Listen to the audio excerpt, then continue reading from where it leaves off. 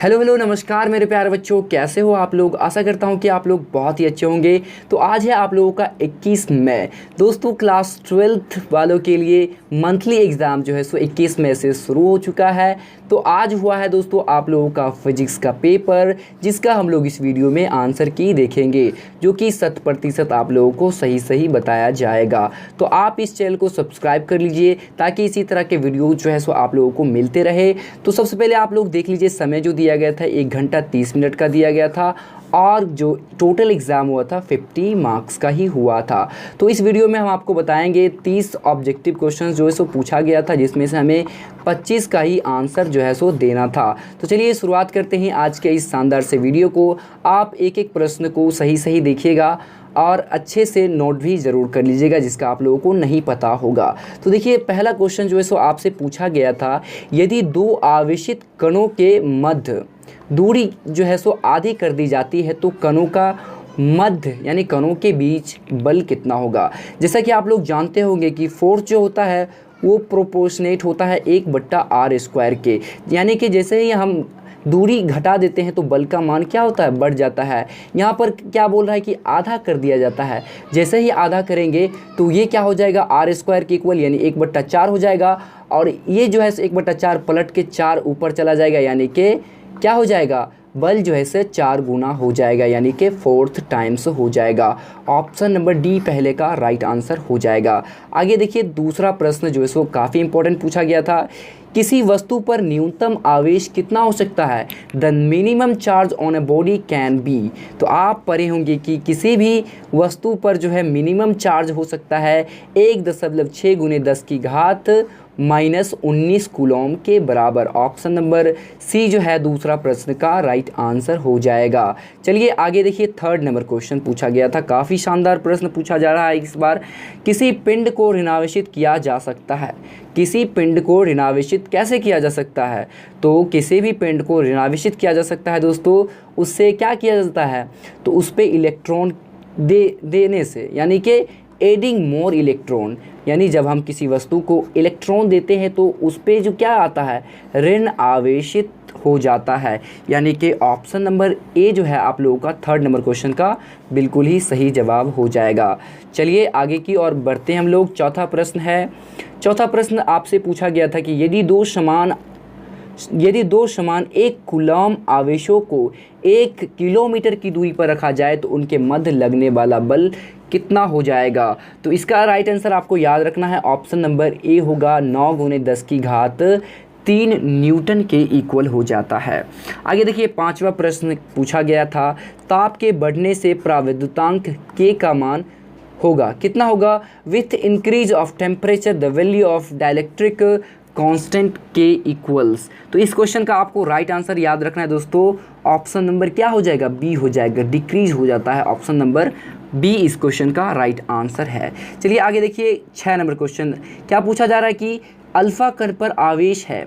तो दोस्तों अल्फा कण पर जो आवेश होता है वो हीलियम के नाभिक के बराबर होता है। तो हीलियम के नाभिक के में जो होता है परमाणु होता है वो 2 होता है, जो 1.6 × 10⁻⁻19 × 2 कर देंगे तो कितना हो जाएगा, 3.2, यानी कि ऑप्शन नंबर आपको बी में सी में दिख रहा है, 3.6 × 10⁻19 कूलॉम के बराबर होता है अल्फा कण पर आवेश। चलिए आगे बढ़ते हैं।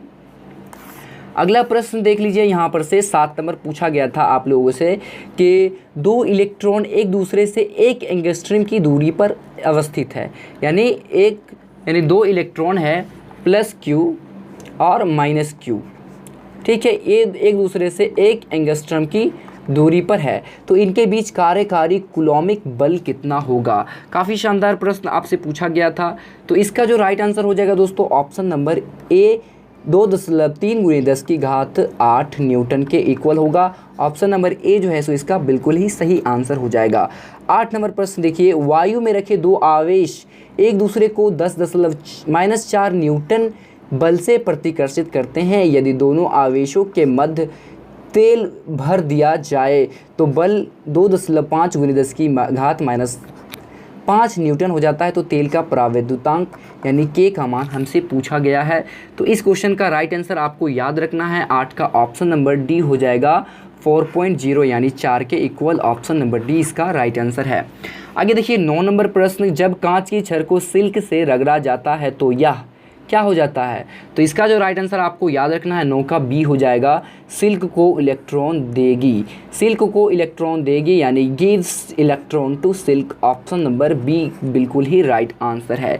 10 नंबर प्रश्न देखिए, किसी पिंड पर -80 माइक्रोकूलम आवेश है, इस पर अतिरिक्त इलेक्ट्रॉनों की संख्या कितनी है? तो इसका राइट आंसर आपको याद रखना है ऑप्शन नंबर सी 5 × 10 की घात 14 के बराबर हो जाएगा। चलिए आगे देखिए 11वां नंबर प्रश्न, काफ़ी शानदार प्रश्न पूछा गया है कि 3 आवेश प्रत्येक क्यू समबाहु त्रिभुज के 3 शीर्षों पर रखे हैं, केंद्र पर समान आवेश क्यू पर विद्युत बल होगा। इस तरह से देखिए दोस्तों आवेश रखा गया है, इसके मध्य हमें पूछा जा रहा है कि कितना होगा, तो वो 0 के बराबर हो जाता है =0। ऑप्शन नंबर क्या हो जाएगा? ए बिल्कुल ही आप लोगों का राइट आंसर है। 12 नंबर प्रश्न देखिए कि धातु का प्रावैद्युतांक परमिटिविटी ऑफ मेटल इज कितना है? परमिटिविटी यानी धातु का जो प्रावैद्युतांक होता है वो होता है अनंत के बराबर यानी इनफाइनाइट होता है। ऑप्शन नंबर बी जो है सो बिल्कुल ही इस क्वेश्चन का राइट आंसर होगा। 13 नंबर देखिए कि विद्युत क्षेत्र की तीव्रता का मात्रक है the unity of intensity of electric field is. तो इस क्वेश्चन का जो राइट आंसर होगा ऑप्शन नंबर ए होगा न्यूटन पर कूलम्ब। न्यूटन बट्टा कूलम्ब जो है सो इसका राइट आंसर होगा ऑप्शन नंबर ए बिल्कुल सही है। 14 नंबर देखिए कि एक इलेक्ट्रॉन एवं प्रोटॉन एक समान विद्युत क्षेत्र में रखने पर उनके त्वरण का अनुपात कितना होगा? काफ़ी शानदार प्रश्न है। तो इसका जो राइट आंसर होगा ऑप्शन नंबर सी होगा कि प्रोटॉन एवं इलेक्ट्रॉन के द्रव्यमानों के अनुपात में, in the ratio of masses of proton and electron. Option number c बिल्कुल ही सही जवाब होगा 14 नंबर प्रश्न का। चलिए आगे की ओर बढ़ते हैं हम लोग। 15 नंबर सवाल देखिए। 15 नंबर सवाल है कि एक बिंदु आवेश Q को r त्रिज्या वाले एक वृत्त में स्थित Q आवेश के चारों ओर घुमाने में किया गया कार्य कितना के इक्वल होगा? तो इसका जो राइट आंसर हो जाएगा दोस्तों ऑप्शन नंबर सी होगा 0 होगा।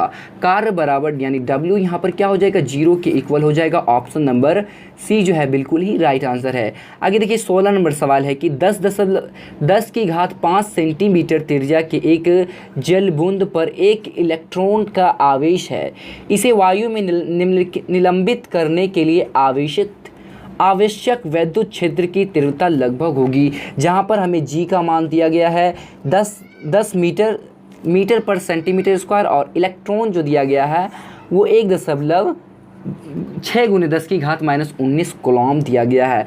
तो इसका जो राइट आंसर जो हो जाएगा दोस्तों ऑप्शन नंबर 16 नंबर का ऑप्शन हो जाएगा बी यानी 260 न्यूटन पर कूलम देना होगा। ठीक है, ऑप्शन नंबर बी जो है इस क्वेश्चन का राइट आंसर हो जाए। आगे देखिए 17 नंबर सवाल है आपके सामने, यदि एक प्रोटॉन 50,000 वोल्ट से त्वरित किया जाता है तो इसकी ऊर्जा वृद्धि कितना होगी? तो इस क्वेश्चन का जो राइट आंसर हो जाएगा दोस्तों ऑप्शन नंबर बी हो जाएगा 8 × 10 की घात -15 जूल के बराबर हो जाएगा। अगला देखिए 18 नंबर सवाल, 5 माइक्रोकूलम के बिंदु आवेश से 80 सेंटीमीटर दूर किसी बिंदु पर विद्युत क्षेत्र की तीव्रता कितनी होगी? तो इस क्वेश्चन का जो राइट आंसर हो जाएगा ऑप्शन नंबर ए हो जाएगी 8 × 10 की पावर 4 न्यूटन कूलम के इक्वल हो जाएगा। आगे देखिए 19 नंबर प्रश्न आपसे कह रहा है कि 2 आवेश प्लस 2 माइक्रोकूलम का है और दूसरा जो आवेश है वो है आपका +10 कूलम का, एक दूसरे से 20 सेंटीमीटर की दूरी पर रखी गई है। तो इन दोनों आवेशों को जोड़ने वाली रेखा के मध्य क्या होगा? कितना जो है सो आवेश बिंदु पर कुल विद्युत क्षेत्र का मान हमसे पूछा गया है। तो इस क्वेश्चन का जो राइट आंसर आपको होगा वो ए हो जाएगा 4.5 × 10 की घात 6 न्यूटन पर कूलम के बराबर हो जाएगा। वही 20 नंबर सवाल देख लीजिए, कह रहा है कि निम्न में से कौन विद्युत क्षेत्र के द्वारा विक्षेपित हो सकता है? तो विक्षेपित होने वाला जो है दोस्तों वो कौन सा है? तो अल्फ़ा कण है। अल्फ़ा कण दोस्तों इस पर जो है सो चार्ज होता है, बाकी एक्सरेज जो है सो न्यूट्रॉन और गामा रेज इन पर जो है सो आवेश नहीं होते हैं, इस कारण से ये विक्षेपित नहीं हो पाते हैं, क्योंकि अल्फ़ा कण जो है सो इस पर जो है सो दोस्तों आवेश होते हैं, इसलिए ये विक्षेपित हो जाते हैं। चलिए आगे देखिए 21 नंबर सवाल आपके सामने है, विद्युत क्षेत्र की तीव्रता एवं विद्युत विभव में संबंध क्या होता है।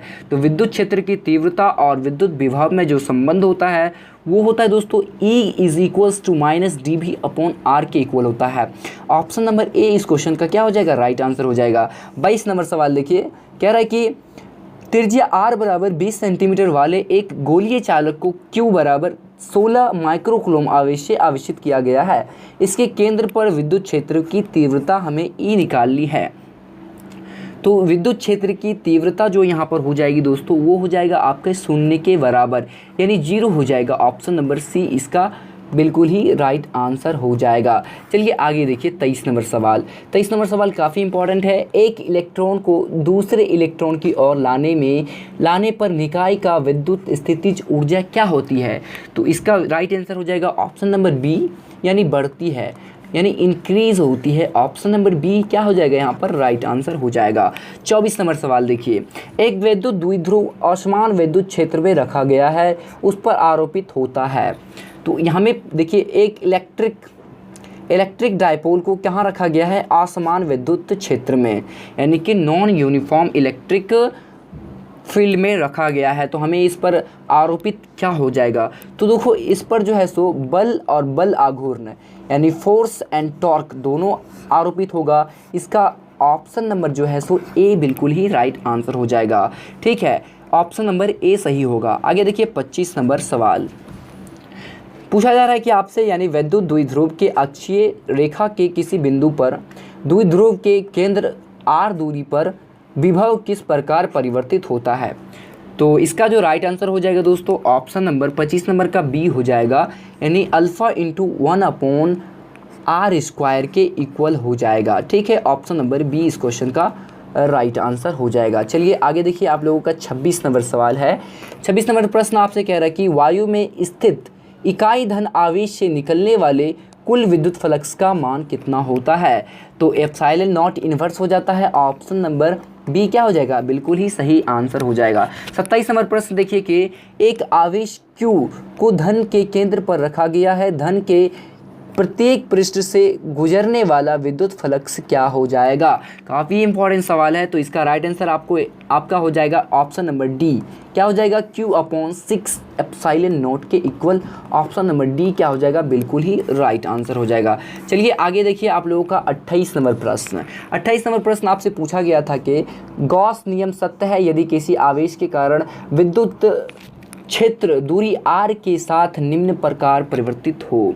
तो इस क्वेश्चन का जो राइट आंसर होगा ऑप्शन नंबर बी हो जाएगा, r इनवर्स स्क्वायर के इक्वल हो जाता है। ठीक है, 29 नंबर प्रश्न देखिए कि किसी आवेशित संधारित्र की स्थितिज ऊर्जा होती है। तो किसी आवेशित संधारित्र की जो स्थितिज ऊर्जा होती है वो हो जाती है Q²/2c के इक्वल। ठीक है, ऑप्शन नंबर ए इस क्वेश्चन का राइट आंसर हो जाएगा। 30 नंबर प्रश्न देखिए, एक समांतर संधारित्र यानी समांतर प्लेट संधारित्र की धारिता c है, यदि इनके प्लेटों के मध्य की दूरी आधी कर दी जाती है तो धारिता का वैल्यू कितना के इक्वल हो जाएगा। तो इसका राइट आंसर 2c के इक्वल हो जाएगा। ऑप्शन नंबर बी जो है सो राइट आंसर हो जाएगा। तो दोस्तों हमने इस वीडियो में आपको 30 में से 30 बिल्कुल ही 100% सही आंसर को बता दिया है। आगे की वीडियो में हम लोग जो है सो इसके सब्जेक्टिव का आंसर की आप लोगों को बताने वाले हैं। तो जल्दी से चैनल को सब्सक्राइब कर लो ताकि इसी तरह के वीडियो जो है सो आपको मिलते रहे।